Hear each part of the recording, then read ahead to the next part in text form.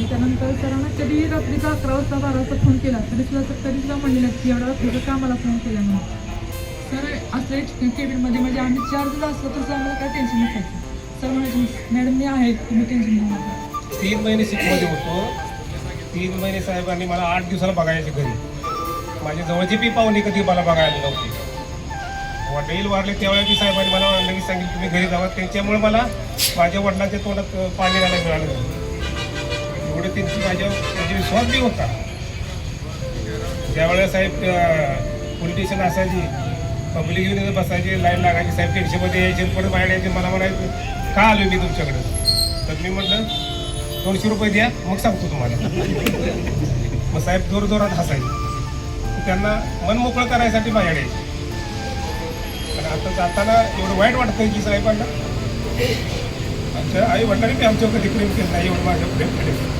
या कार्यक्रमाला आपले प्रभारी कासेगावचे प्रभारी अधिकारी अमोल माळी साहेब यांचं प्रथमतः आपल्या सर्वांच्या म्हणजे कासेगाव पोलीस स्टेशनचा सर्व स्टाफ, होमगार्ड पथक तसेच 10 गावातील ग्रामस्थ यांच्या वतीने त्यांचं प्रथमतः स्वागत करतो. तसेच त्यांना पुढील वाटचालीसाठी पण शुभेच्छा देतो. बोलायचं तर भरपूर आहे, परंतु आजचा कार्यक्रम पण त्या बोलण्याच्या स्थितीत नसल्यामुळं तरी आपण बोलण्याचा प्रयत्न करूया. माळीसाहेब, आतापर्यंत तुम्ही सगळेजण म्हणला, मगाशीपासून म्हणला माझ्यासारखं तुम्हाला काय म्हणजे माझ्यासारखं तुम्हाला जमेल का नाही. तुम्हाला गॅरंटी देतो की माळीसाहेब पण 100% माझ्यासारखं काम करतील. का तर बोलण्याच्या टोनिंगवरनं बऱ्याच आमच्या गोष्टी एकसारख्या आहेत. म्हणजे त्यांनी आता शिक्षणापासून सांगितलं, ट्रेनिंग आमच्या सोबत आहे आणि येथील कासेगावचा स्टाफ पण आपला तुम्हाला व्यवस्थित जसं मला जसं सहकार्य केले तसं तुम्हाला पण सहकार्य करेल. आणि तुमच्याकडनं पण माझ्याकडे जसं झालेलं काम आहे त्या पद्धतीने तुमच्याकडे होईल किंवा माझ्यापेक्षा चांगलं काम तुमच्याकडनं घडेल हीच अपेक्षा बाळगतो. पोलीस स्टेशनला बऱ्याच वेळा असं होतं की एवढी लोक का आल्यात, कशासाठी आल्यात, प्रत्येक वेळेस मला स्टाफने पण साथ दिलेली आहे. बोलायचं झालं तर पोलीस खात्यात म्हणजे मी तुम्हाला वेगळा का वाटतो तर एका गोष्टीसाठी वाटतो की एक भावनिक आणि माणुसकी हे 2 शब्द आहेत.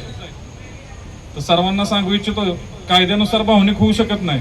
मी त्या खुर्चीवरती बऱ्याच वेळा बसल्यावर मी लोकांना म्हणायचो मी भावनिक होणार नाही, माणुसकीने तुमची काय मदत असेल ती करू शकतो.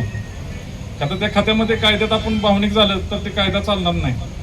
का तर असं बऱ्याच वेळा उदाहरण होतं की महिलांच्या बाबतीत म्हणा किंवा एखादा नेहमी येणारा त्याला सराईत आपण म्हणतो कंप्लेंट देणारा खोटी तक्रार घेऊन येतो आणि आपण भावनेच्या भरात समोरच्यावरती कारवाई करून जातो. भावनिक का व्हायचं नाही त्याचं हे कारण आहे की एखाद्याच्या सराईत तक्रारदाराने तक्रार दिली म्हणून समोरच्यावरती गुन्हा दाखल होतो आणि त्याच्यानंतर त्या गोष्टीला सर्व त्याला भोगावं लागतं. म्हणजे फक्त त्या एका माणसाला भोगावं लागत नाही तर त्याच्यासाठी 10 माणसं अडकली जाते. आता बऱ्याच जणांनी ह्यातल्यांनी मी एक शब्द वापरायचं मी काय प्रवचन करणार नाही, पण बऱ्याच वेळा असं व्हायचं की अर्धा पाऊण तास बोलणं झालं आणि 1 तास बोलणं झालं आणि माझ्या ध्यानात यायचं आपण लय बोलतोय. आता समोरच्याला पण आता थोडं ही झालंय त्याच्यामुळे परत मी डायलॉग मारायचं की अरे ही काय प्रवचन नाही, तुम्हाला काय समजून घ्यायचं ते घ्या. बऱ्याच वेळा असं व्हायचं की भाऊभावांची भांडणं यायची, शेजाऱ्यांची भांडणं यायची. आता 2-2 भाऊभावांची आपण मी बी तसा शेतकरी घरातला असल्यामुळं बांधावनं भांडणं काय होतात हे मी लहानपणी म्हणजे माझ्या घरची स्टोरी ऐकलेली आहे.